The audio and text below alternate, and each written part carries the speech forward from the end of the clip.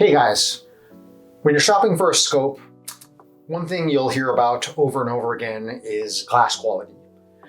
You'll hear a lot of talk about clarity or light transmission, and you'll hear terms get thrown around like HD glass or ED glass or Japanese glass. After a while, it just kind of blends together into a kind of word salad. So what exactly do we mean when we're talking about quality glass? And what exactly is the difference between high quality glass and low quality glass? Let's break it down. So when you manufacture a scope, the single biggest variable cost is the glass.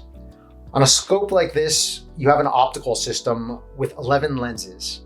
Each of these lenses needs to be precision cut and then coated with anti-reflective coating such that the minimum amount of light is lost to reflection and the maximum amount of light passes through the system.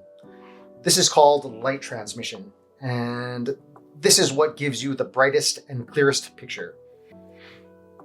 Each time you coat an individual lens adds to the price of the scope. So when you're treating multiple lenses and coating each lens multiple times, the price really starts to add up.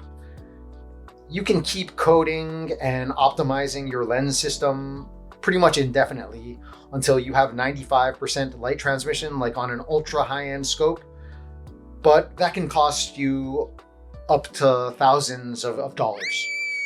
But it's important to note that past a certain threshold, there are diminishing returns on optic quality.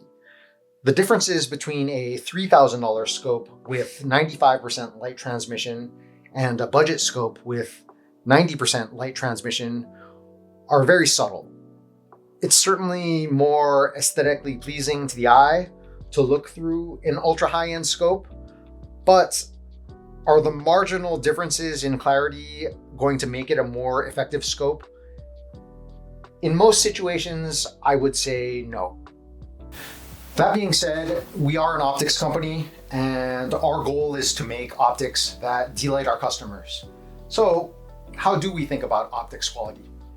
When designing an optical system, there's kind of an art to deciding which technologies and lens treatments you want to implement and which you want to leave out. The goal is to deliver the best possible optics at the best possible bang for the buck. That is the secret sauce that will differ from brand to brand. And it's in that area where we believe that Monstrum and our engineering team is the absolute best in the world. When you buy any Monstrum scope, with respect to optics quality, you are going to get the best possible bang for the buck at that price point on the market. The quality will be comparable to scopes that are several times the price.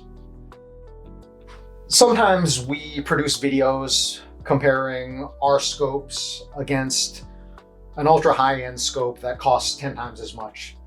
Those are a lot of fun, and we like to get people riled up in the comments, but the goal is not to make the claim that our scope is just as good as a scope that costs 10 times as much. The main goal is to give people an empirical comparison between our glass and the glass of a more expensive scope. Like I said before, sometimes the differences are extremely subtle, and we believe in many cases you're better off just saving the money and putting the extra dollars in your pocket. What do you think? How does Monstrum glass stack up against the competition? Let us know in the comments, and we'll see you next time.